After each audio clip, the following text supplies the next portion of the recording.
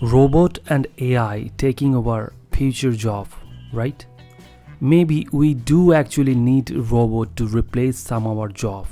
Not all jobs are easy and safe for humans.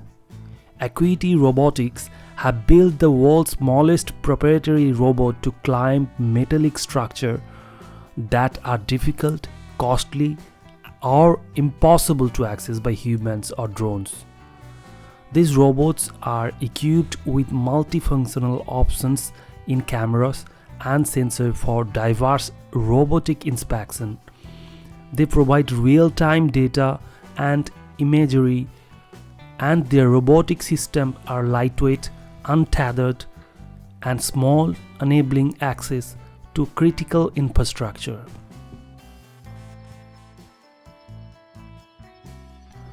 So thank you for watching the robot video.